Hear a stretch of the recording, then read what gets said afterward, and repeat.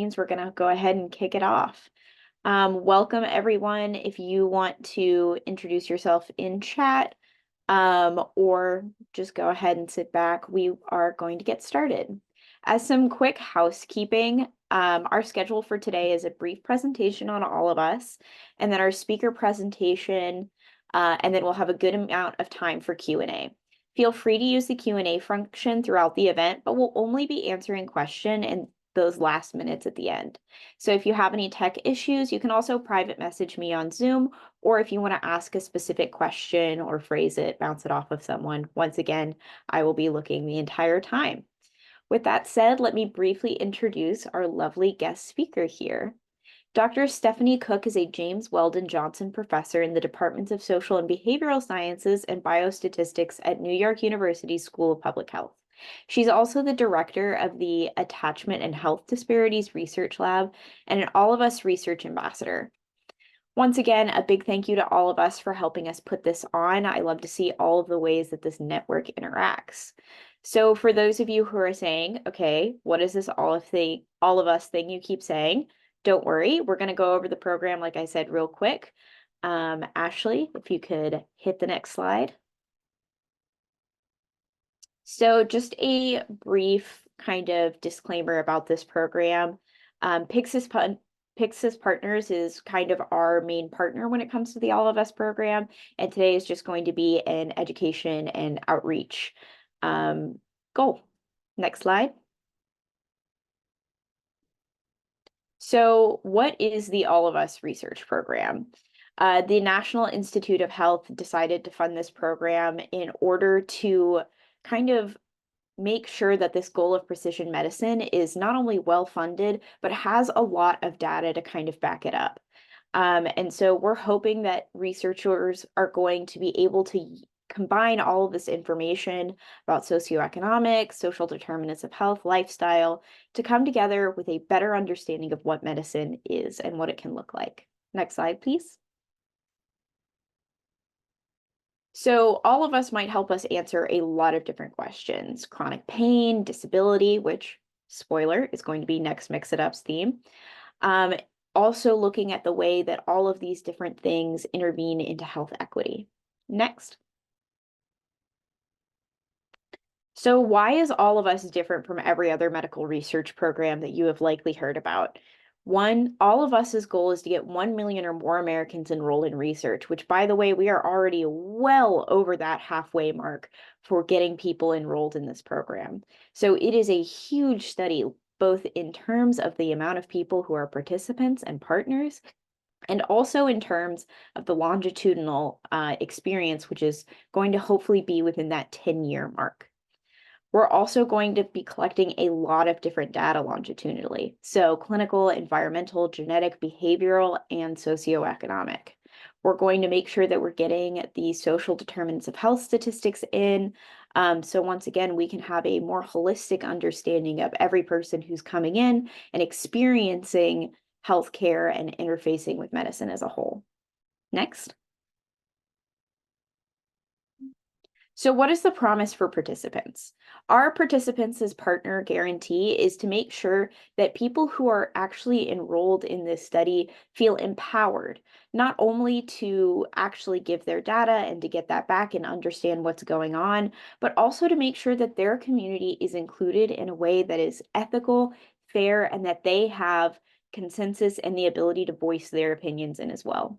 We want to make sure that everyone is representative, and that their intersectional identities are a key part of the way that they are able to interact with this data. There's also the promise of research and the All of Us program as a community builder in and of itself. It's a way for people to get involved, to have their kind of voices and opinions heard. Next slide, please.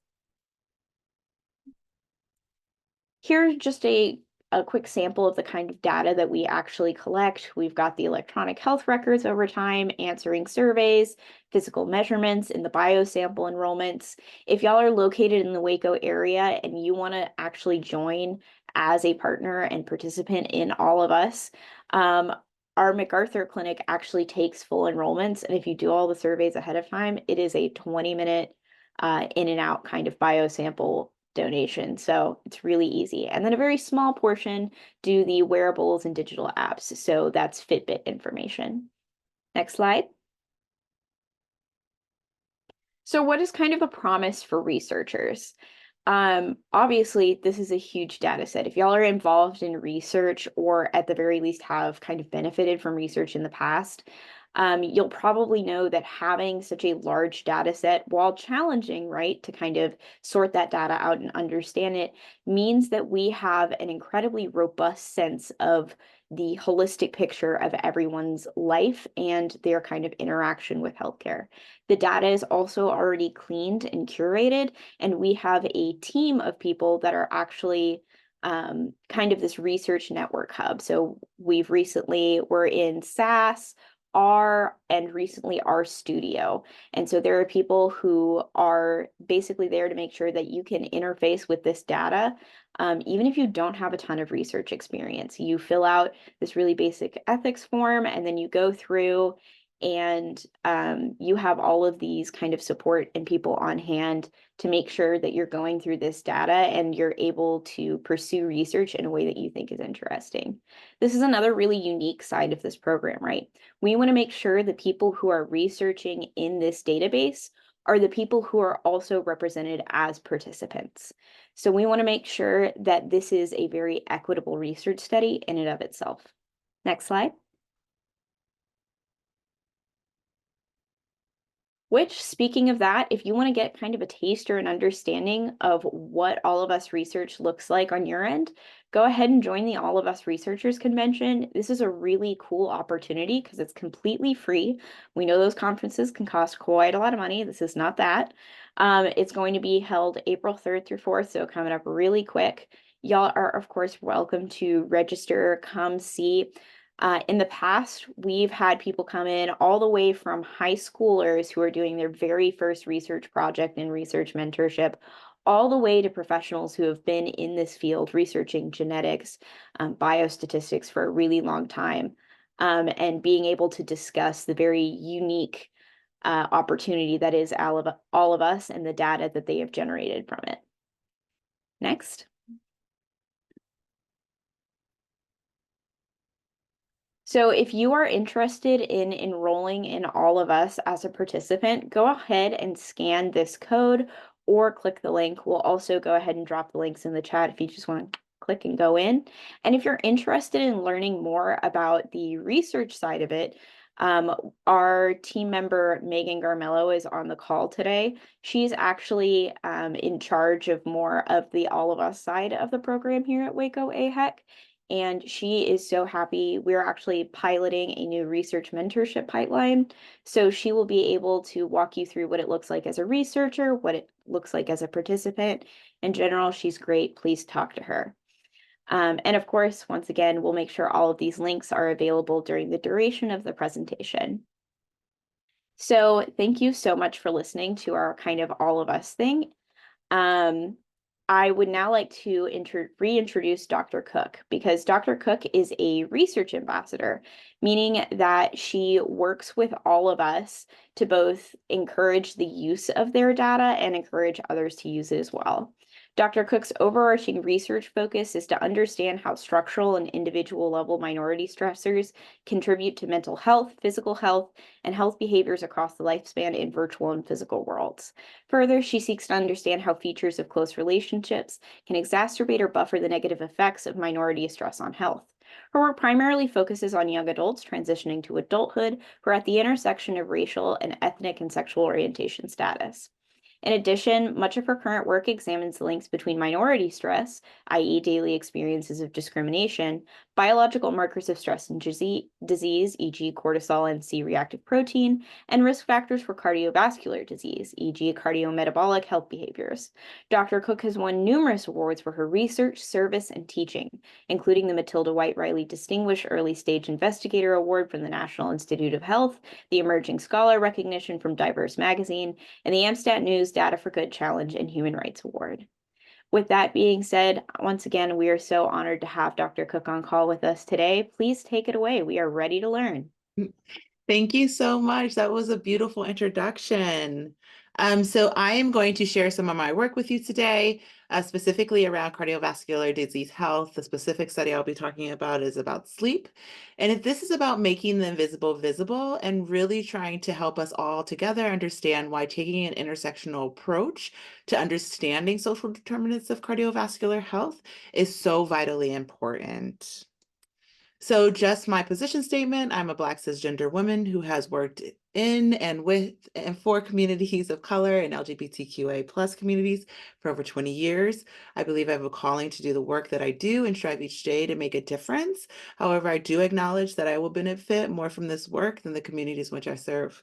Lastly, I believe that representation is vitally important.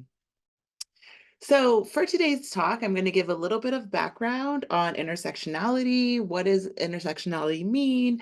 What does taking an intersectional approach to our research and understanding cardiovascular disease mean? And then I'm going to kind of take everything that we discussed in the background and background section and talk about a little bit about the work that I'm doing using all of us data to further explore an intersectional approach to understanding sleep health using kind of the Fitbit data. So overall, cardiovascular disease is really bad. And even though we thought that there were these deep increases over time from 1999 to 2017, when we break that out, we actually see that the disparities, even though there's a drop in cardiovascular disease, the disparities based on race and ethnicity remain the same.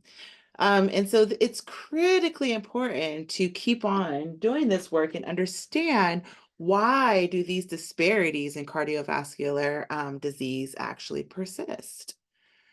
We know that it's the leading cause of death in the United States. We also know, based on a large body of research, that there's specific risk factors such as smoking, alcohol use, high cholesterol, high blood pressure.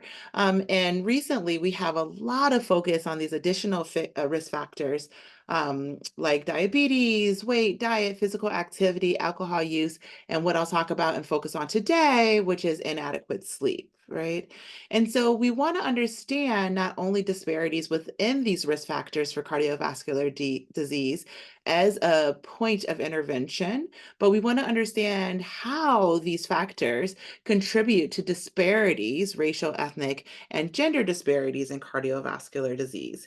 Because another key point to understand is that there are great disparities when we look and break down cardiovascular disease death and risk by the intersection of race and gender.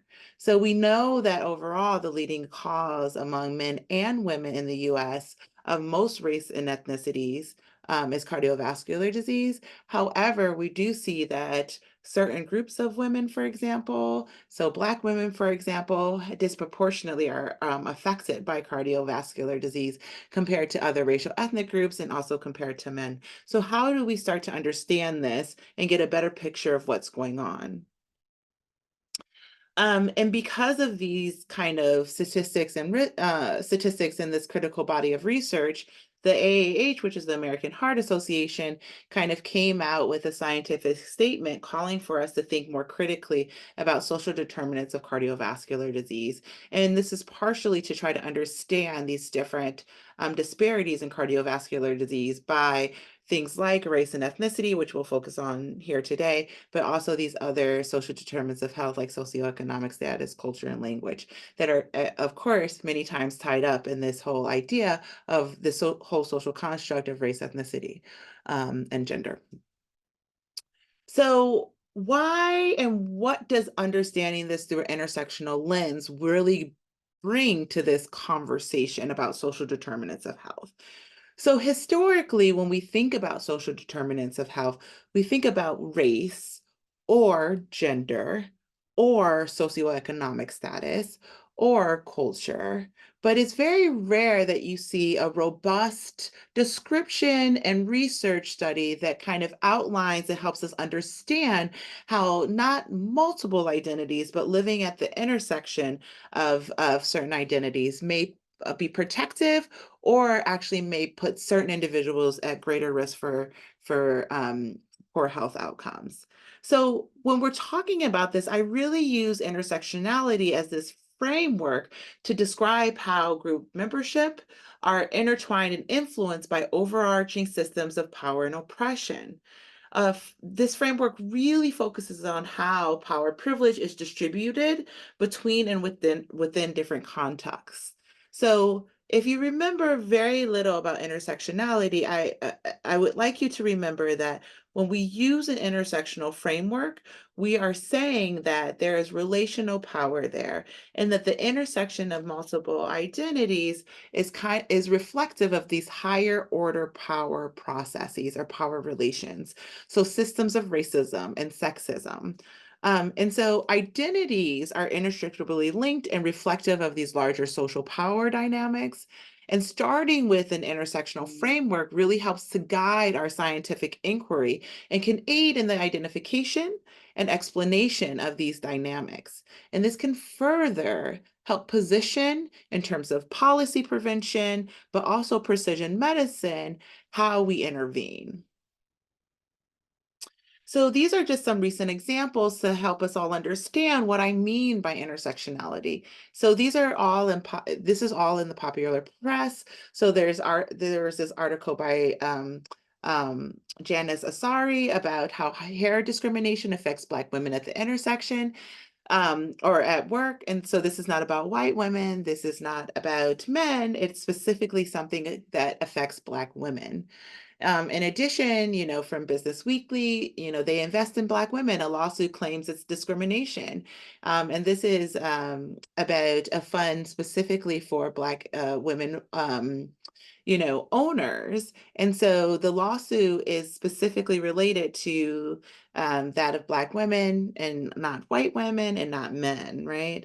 And then lastly, PrEP's promise to change the course of HIV has succeeded, but only for white gay men. And this, having been in the HIV world a really, really long time ago, this was, a big headline, and it really forced us to think about how even in this world where we were focused so much on these intersections of SES and sexual orientation status and, distally race, how we had to pull back and think more critically about how some of our interventions were actually privileging some and disadvantaging others.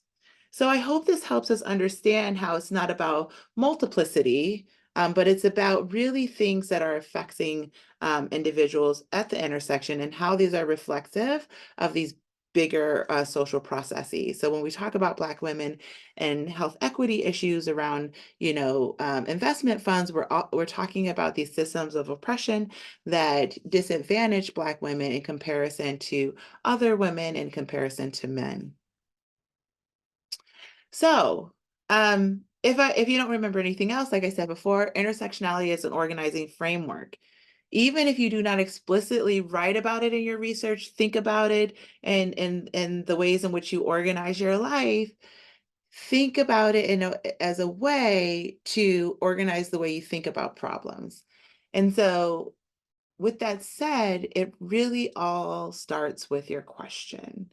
So when we question things, when we come up with research questions, or when we think about how to solve problems in life, or think about grand social problems, we need to specify this in use an intersectionality framework to frame our question in a way that recognizes these invisible processes that may be at play. So now I'm going to talk a little bit about some work that I'm doing right now that's yet to be published using the All of Us data. And so this paper is Race as a Social Determinant of Sleep Health. And we use the Fitbit data from 2017 to 2022, exploring the intersection of race and gender. And the reason that, this is paired under the CVD work is because we know now that sleep health is really important to cardiovascular disease. It's actually a key risk factor for cardiovascular disease. And so there's been a proliferation of research around inadequate sleep. But again, this research tends to focus on not use an intersectional framework, and thus we may be missing key differences or key populations that we need to formalize tailor interventions for. So just so we're all on the same page, short sleep duration is defined as less than 7 hours of sleep in a 24-hour period. And it's a key indicator of poor sleep health. So poor sleep duration is the measurement of poor sleep health. Lack of minutes of sleep is associated with cardiovascular disease, like I talked about before. Black and Hispanics report less minutes of sleep per night compared to whites. And then findings concerning differences between biological males and females are really mixed. We think that, biological females tend to experience more harmful effects related to lack of sleep. But overall, we see in the literature when we're just using minutes, of less sleep, and we're not talking about insomnia, for example, we see that this is more prevalent among biological males. And so women with poor sleep health may be more likely to die earlier than men, some recent literature there. But these are all just to say that, the literature related to gender is a little bit mixed, even though we have some things pointing in different directions and the effects of lack of sleep for both males and females. So in terms of our hypothesis, within the category of race ethnicity, we hypothesize that racial ethnic minority women would have less minutes of sleep than white women. And then within the category of race ethnicity, we hypothesize that racial ethnic minority men would have less minutes of sleep than white men. This is just based on the nascent research literature that we have now. And then the third hypothesis was that non-white women would have decreasing trajectories of sleep during duration compared to white women. So between 2017 and 2020, they would have decreasing trajectories of sleep. Okay. So in terms of the procedure, like I said before, I use the All of Us. The mission of All of Us is really to accelerate health research and medical breakthroughs, enabling individualized prevention, treatment, and care of all of us, care for all of us.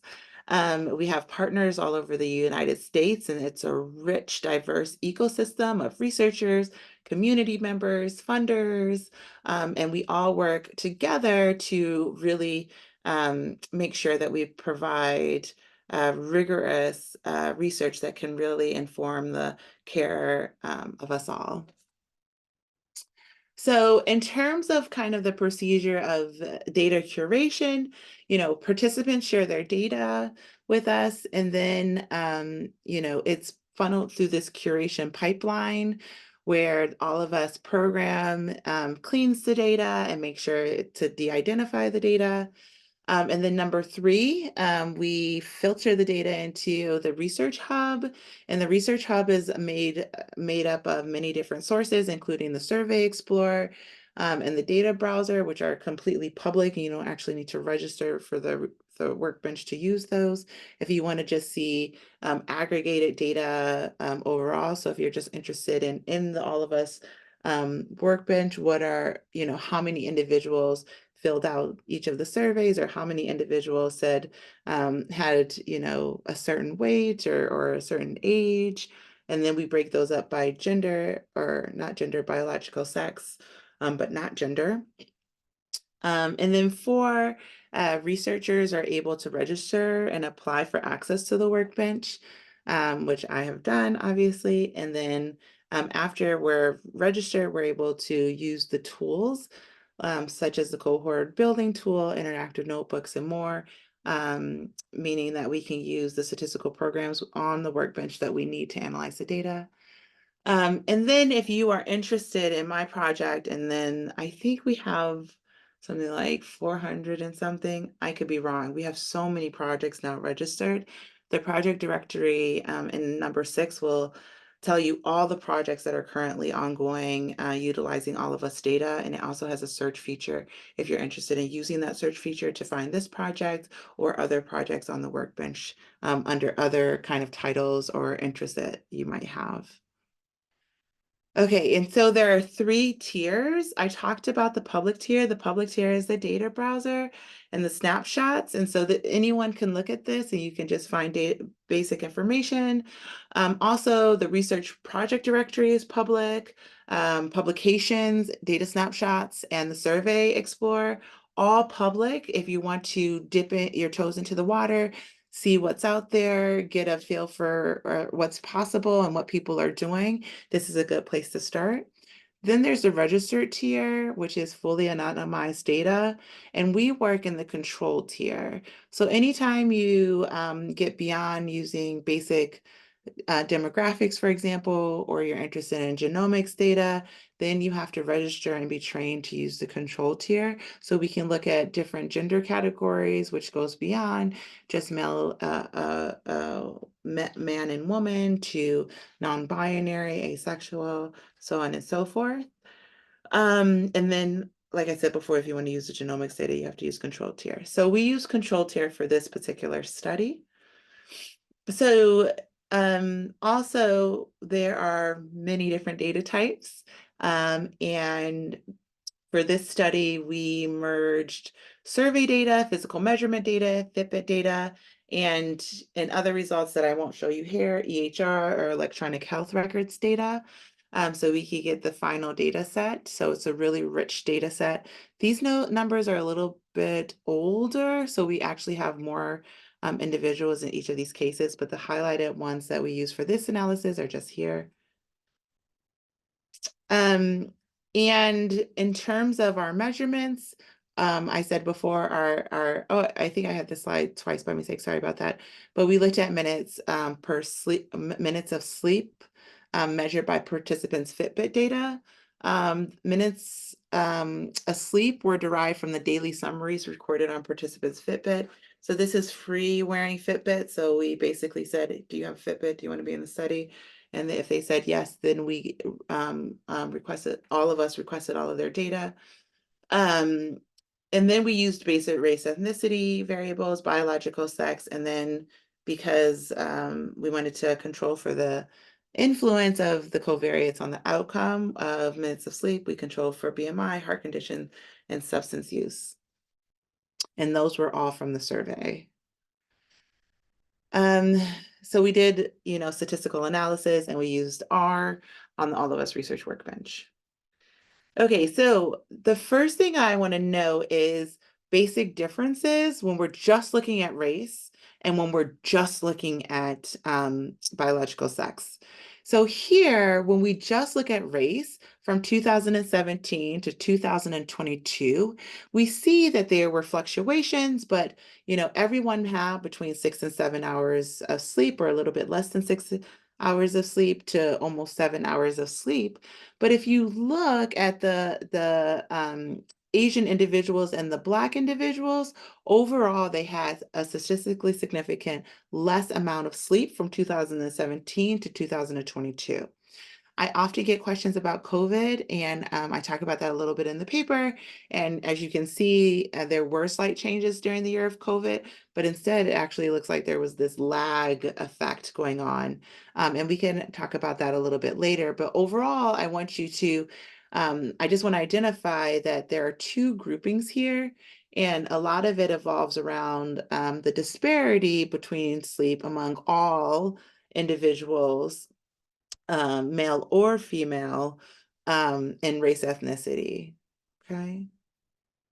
And then, as in many of our other models, white individuals had the most amount of sleep between 2017 and 2022.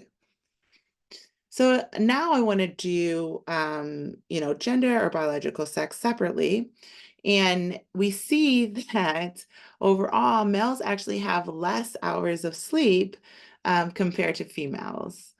Um, and there are some, biological differences that might be contributing to this. But in terms of the patterns are actually exactly the same, also indicating that there's probably something going on over COVID when people got more sleep and then it just all went away in 2022. But again, if we just back up and take kind of a larger view, we see that there are these differences. and trajectories between males and females in terms of sleep. Males sleep more, or I'm sorry, females sleep more minutes a night. Okay, so if we were just to stay with those two individual pictures where we see that, there's race differences and we just stop there, or there's gender or biological sex differences and we just stop there, we would have these two different stories. But what makes the story a little bit more interesting and complicated is when we use this kind of intersectionality frame to look at the intersection of race and gender. And when we do this, we can do a couple of different comparisons. But if you'll take that initial graph that we looked at, when we saw that, there were these differences in race, and overall Asian population and Black populations had less minutes of sleep over time, we still see that. However, we see that this distribution is more pronounced, or this disparity is more pronounced when we look at females. If you take a look at 2022 here, we see that the disparity actually gets increases. And we can't necessarily see that when we're comparing it to men if we didn't look at the intersection, right? The other thing that's really interesting is that not only if we're just comparing these two groups here, do we see that there's differences between males and females, and also between different racial ethnic groups, we see that there's kind of this crossover effect that happens after 2009 among females, in minutes per sleep, where we see actually that Black women are getting more sleep, but Asian women are getting a lot less sleep, right? When we're just looking within females. And then we see this kind of same pattern that we saw with race ethnicity among males, specifically Black and Asian males. And so this result actually might have been driving that first result we saw when we only looked at race. In other news, we also see that there continue to be these disparities between on race and ethnicity between both males and females that we saw in the male and female alone chart. But what I want to drive home here is that when we don't take a step back and ask about what's happening at the intersection, we might be missing vitally important information that might help us understand scientifically what's happening, but also help us understand how to move forward in terms of policy and prevention interventions. So, overall, our hypotheses were partially confirmed.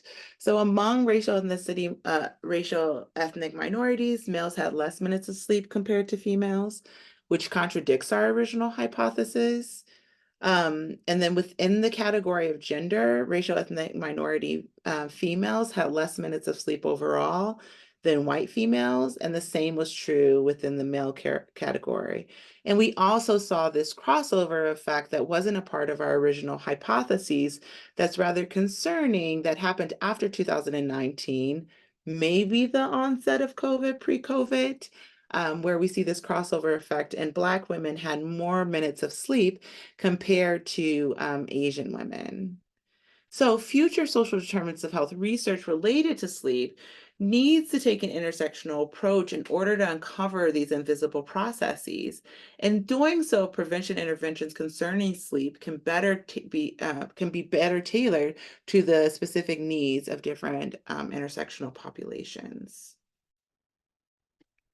So what do I really want you to kind of take home here? So cardiovascular disease kills an individual in the United States every 33 seconds. This is a huge issue that we need to put a lot of our minds behind to kind of figure out how we move forward and how we prevent this. Evidence shows that we can predict from a young age who will be at higher risk for cardiovascular disease later in life. So we know in our cohorts, at 10, 12, 11, we can identify risk factors that basically, puts young kids at higher risk for cardiovascular disease and cardiovascular related death later on in life. But if we are to understand and describe cardiovascular disease, we have to be better about using an intersectional framework to guide the science. So, not an afterthought, but we need to use this framework to guide the science and guide our scientific inquiry, because uncovering differences is only the beginning. So, what I've shown you here is only the beginning, but exploring the why and how is the critical next step. So, once we identify this really interesting crossover effect that we're seeing among Asian and Black women, our next step is to engage our qualitative colleagues or do some kind of intensive longitudinal design. So, daily diaries or ecological momentary assessments, some other methods to better understand, okay, so what might the social implications of this be, but also what are the precursors? So is it about context? Is it about culture? What is it about the lived experiences of living at these intersections that are driving these disparities in sleep health? And this is the critical next step to work such as this that is more epidemiological in nature, that basically describes the need for more intersectional work. So with that, my very large team, all of us, I want to thank all of us, NIH, and that we always thank all of us participants who we couldn't do this work. We couldn't do any of this without them. So we send a big thank you to them. And this is me. So now we'll open it up for questions, I guess. Yeah, for sure. So, Ashley, I want to reintroduce Ashley Bearden. She's the executive director of Waco AHEC. She's going to be moderating questions, but if you want to go ahead and submit any questions, you can either use the Q&A function, or you can just drop it in the chat or private message us. The question we always start out with, though, just because this is the one that most of our scholars want to know, is Dr. Cook, how did you get to where you are currently? Oh, that's like a whole nother seminar. No, I'm playing. No, that's a great question. You mean from like my studies or? Yeah, so a lot of the people on the call right now and who are going to be watching this afterwards are current healthcare students. So a lot of times what they want to know is, how do you end up where you did? Yeah. So they call me a unicorn. They call me a unicorn. So that means that I'm very interdisciplinary. And so I'm a statistician, a biostatistician, and a social behavioral scientist. And that just came along because I didn't know what I wanted to do early on. So I did a lot of things. But I always knew that I wanted to do health equity work. So when I did my master's at Columbia, I focused on statistics and quantitative methodology, because I thought it was important to have a marketable skill when I came out of my MPH. And so I tell all of my students, my master's students across every single discipline, healthcare, whatever discipline there is, to get a marketable skill. But I also always knew that I wanted to do like health equity, social behavioral work. And so when I started my doctorate at Columbia, I worked with a health psychologist.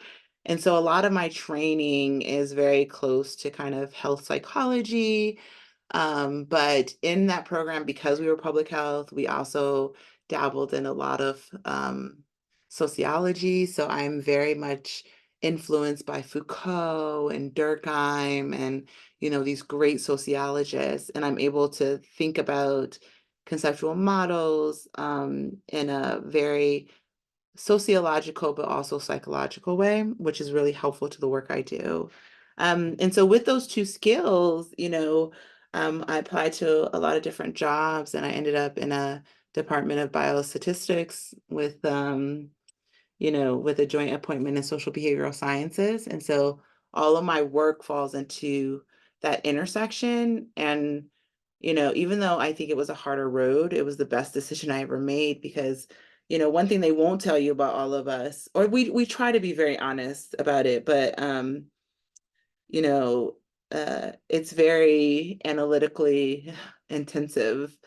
A lot of the projects I work on for a while because I'm training graduate students in statistics to, be able to work on it. And then I also consult with a lot of other researchers across the All of Us network to help them, navigate the workbench.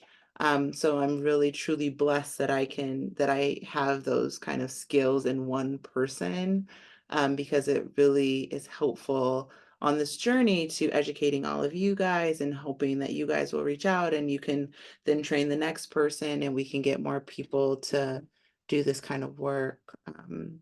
Yeah, so that's like a quick and dirty of how we made it here.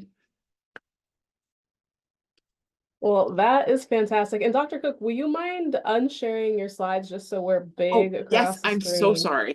Perfect. You're golden. But it's great to hear kind of the both professional and kind of like the more fun side of how you got to where you are. Because a lot of times when we listen to researchers, we can just sit in the very analytical, kind of boring lane. So I really love when we get to kind of get the personality side of research, that it's fun that you're a unicorn and have done all these other things and been in all these different lanes. So I think that's a lot of fun when we look into research in and of itself and who can be a researcher and what you can and can't be as a researcher. And overall, I think it's fun to see you again because we've known each other for the last year and we've been able to do a couple panels together now. Yeah. But looking back to how you started your presentation today, you acknowledged the fact that you get more out of this research versus getting the community getting more out of the research. I think that's important that we kind of have this conversation as well. And I know we've had it before in a previous panel that we were in together. But how do you go about getting results back to the community so that you can do them justice versus just kind of moving a career along as a researcher? Yeah, that's a great question. And I think at this point in my career, it has become more difficult. So I have always been, embedded in the community. I give community talks. Like a lot of my friends and colleagues are, at the, community centers and are within the communities in which I serve. Then babies, then COVID. So it's been a lot hard, and then a lot of demands on my time. So it's been a lot harder to participate in that work. And I think I had a reckoning that, there's always, so first, there's always a season. So there will be a season when my 3 and 6 year old are older, and I will be able to do more, community talks and stuff. But one thing that I acknowledge to myself, in every talk to all my students is that, this work gets me tenure. This work puts me on a main stage where people want to hear things that I have to say. And that is always going to benefit me, my career, my upward mobility, unfortunately, more than the communities in which I serve. With that said, I'm very community forward. I acknowledge my privilege, and I think my community members also like that because a lot of time people don't. And I try to always work within the community to make sure that their perspectives are highlighted. So even when we talk about, people that were here in the early All of Us days, they talk about when we were picking measures and and so when we pick measures for SDOH, for example, I wasn't there, but they did it in cohort, together with community members. And it's sometimes very hard for researchers to reconcile what they want to do with like the needs of the community, right? And so I do that work a lot and all the time with all of the work I do, which is very important. And I think at the end of the day, it helps us get closer to creating policy change and prevention interventions that are actually beneficial to the community members in which we serve in a big way. So, yeah. Absolutely. And I appreciate that you're very honest in that answer and kind of where it's come from and where it can possibly go for you in the future. One of the pieces that you mentioned in there a bit was, oh, that I'm going to be able to kind of level up. I can get tenure. I can do this, that, and the other thing. But I think it's also important for us to acknowledge the fact that as a Black woman, you're able to do these things, and that we're also utilizing research that's focusing on these UBR, underrepresented and biomedical research populations. And I know in the past we've kind of had a conversation because we talked about this about social determinants of health. But how important is it to you and within your department, within kind of NYU's public health, to make sure that we are getting UBR researchers working in data sets that represent UBR populations? Yeah, that's a big one. That's such a big question. I don't, I think that GPH, Global Public Health, is like a unicorn. So our dean is a Black woman, our vice dean is a Black woman. We have like complete representation of multiple different ethnicities and genders at all different levels, because we work really hard at it. And um, we but at this point, we also have networks too. So I think that we're a unicorn. A lot of what I am trying to do now, in my service work is increase pathways from um, undergraduate serving institutions into biostats and social behavioral scientists so that we don't have a gap in the middle. So what's happened with UBR and biomedical sciences that we're seeing and trying to figure out what to do with is we have like the older generation. I don't want to call them old, but we have the older generation, and then we have like a gap, and then we have my generation. It's just like this huge gap that happened. And so we're trying to like not have that happen again. And so I work tirelessly with like NIH and through programming, writing training grants, writing R25s, to make sure that we don't have that large gap again. So those are some of the things we're doing. Absolutely. And I know it was a loaded question, so well done with fielding it so well. I'm like, Dr. Cook, I'm coming for you today. Yeah. So we have a question in the chat that's more related directly to your research. So the question states, from the project, do we know if people with obstructive sleep apnea sleep more or record more time in bed? I have no idea. So we know in the research literature that women are more likely to report in the scientific studies we've had sleep apnea, even though men have it more, like women die from it more. So we know that there are these differences. I will say though that like, so I don't know how to say this where it makes sense. So in terms of research priorities, sleep has not been one. And so it's only been during the last 5 years that sleep has been a priority, and only because it's tied to cardiovascular disease, and we found that. And so the research in this area is very nascent and very mixed. So I'm not exactly sure about that exact answer for obstructive sleep apnea, but I do know that there is tons of research right now, and we actually have that variable in the EHR. So we have if you're diagnosed. So if you want to do something with it, you want to do a descriptive analysis, that can be done. You can answer that question. You say, find the answers yourself and we can discuss later. Yeah, or if you need help, I could put you in touch with people. Like we're really interested in those kind of questions. So. Absolutely. Well, I hope that answered your question.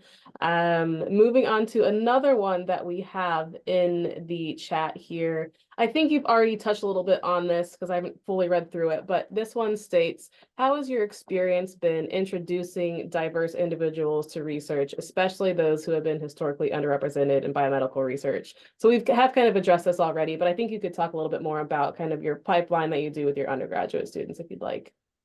Yeah, so I train a lot of students. I train a lot of students. I'm very mission oriented. And so, one of my missions is to increase these pathways. And one of my missions is to increase these pathways among people, among underrepresented minorities that have been overlooked. So, social conditions can really get us down, and sometimes we can't get 4.0s. And so how do you find and mentor those students? And so we have a lot of pathway programs here at NYU that are just paid for by the school, where that's what we do. We go around the United States to undergraduate programs, and, you have to, they submit applications, but like we look at their grades, and, if their grades are not good, we look at their applications to understand more about them. They record videos for us. So we try to access these other indicators of drive and intelligence that aren't, kind of the normalized one, to identify those who can really benefit from our support. Because here's the thing, really, really, people that have 4.0s and have gotten every internship they've ever applied for are going to be okay. Even if you're a Black woman, you're gonna be okay. But it's the people, I feel like, that we really see disparities and inequity in action among those who may have a 4.0 but have no idea how to get an internship, or have gotten a lot of internships, but yeah, they really struggle with an orgo. And most of us at my level, we don't even look at orgo grades anymore. I know, I'm telling you a secret. We can identify pre-med rejects like offhand, and we just we just move on. Like, we don't even count those science courses. But these are all things that take time. And a lot of us don't have time to do it. And so I try to do that work in creating pathways and through the programming I do here. Yeah. And other faculty around the world do too. It's just really hard. Yeah. Yeah, it's hard work, but it's good work and worthwhile. Obviously, we have to do it and someone has to do it, and you're Yeah. stepping into that lane. So Yeah. applause to you. Thank you. Another question that we have here in the Q&A is, how do you find that unicorn experience has benefited you across research fields? This individual is in a STEM heavy field with a liberal arts background, and sometimes it's hard to find and show others the benefits. Yeah. Mm. But that's also amazing. So, I feel also my personality is really good at helping me to navigate these worlds, because I have had wonderful mentors, wonderful mentors that don't even look like me. Like, my favorite person is like my mentor. He's like an old white Jewish man. And like, he has been my mentor since I was 18. Yes, he's very old now. And I love him to death, and he's been the greatest mentor ever. And so at every single stage, he gives me advice, and then I do exactly what I want to do. And so that has brought me to kind of being this unicorn. And I think that it doesn't mean that I haven't gone through valleys. So I've had the experience where, I've been in a heavily STEM area. Learning statistics, as for statisticians, is not like all great. And people just assume that we loved every statistics class we ever took, and that's just not it, right? And so right now, I'm valued in the statistical community for being able to translate health equity issues and say how statisticians can benefit from using that platform. I would never have been able to do that unless I have deep training in social science. Um, and so what I'm trying to say is, you might not see the benefit now, but if you're mission driven, get something that like affects you in your soul, and stay on the course, because you'll always have valleys. There will always be valleys. I have more valleys probably ahead of me. There will always be valleys, but I am internally grateful for being a unicorn, and me being a unicorn has plotted the course and opened up pathways for other unicorns. So stay the course. Stay the course, a good recommendation. So one of the things that I have always kind of heard you speak to or reference whenever you are kind of giving these talks is making sure that we make the invisible visible. Mhm. And you obviously address that through the research and the talk that you've done today. But in what other ways do you think that younger researchers or current researchers that are kind of starting off early career can do the same thing? Oh, that's a hard question, Ashley. I apologize. Uh, So we, I think like I feel like I'm older now. So I always say older people, we talk about this a lot because, it was very different when we came up in grad school. We talked less and listened more. You guys are just fire and I love it. Um, but it also can get you into trouble. So I never know the perfect advice to give. Um, I think that in these talks, I want to try to get the entire scientific community, including students, to think differently. You thinking differently and you thinking with the intersectional framework, I think is a great first step. I do not think that we are going to change the world tomorrow. But I think, if there are trusted moments in conversations with your peers, with your lab members, then that's great. And I think that you should have these conversations about, let's take the examples that we see in popular literature. And that's why I always use that slide to show that this is not me in my silo. This is where we're moving and this is important. And like we see the way intersectionality is used in popular discourse to kind of have that conversation about what it is, what it means, and how we can really change the way in which we think about the world using this intersectional framework and the benefits of doing so, making these invisible processes that we may not have identified or known about more visible so we can actually tackle them. Yeah, I hope that was helpful. It was, but in reference to that, someone popped in with a question saying, and this will probably be our last question for the sake of time, is that what did you mean it would get you into trouble? When did it? Oh, haven't. Oh, You're yeah. kind of talking about people being fiery and younger. Oh my goodness, you students are really fiery. We love it. So like I feel like grad students coming up, when I came up, we listened a lot and we were very deferential. And you guys will raise your hand and be like, so no, I don't think so, because I heard on TikTok yesterday. And I'm being like dramatic, but my point is that I think I love that, being challenged more. It keeps me on my toes. It keeps professors honest.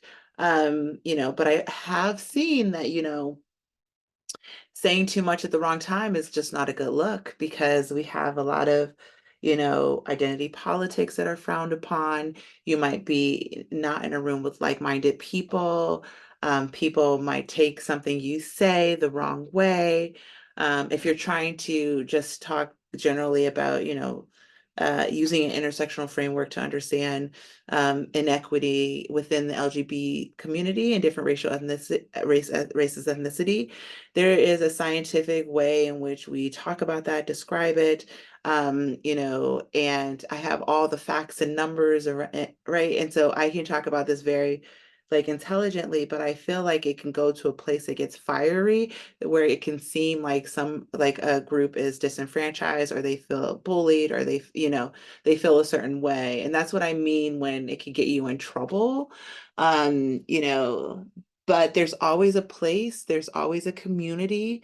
And then especially when you look at if you start by utilizing the popular literature and the popular press, that is always a good way to intro. Like, look, I saw this article in the Times or Business Weekly yesterday, and this is what I'm thinking about it. What do you think about it? And then I heard this like random woman talk about intersectionality. So this is what she might say. So, let's talk about it.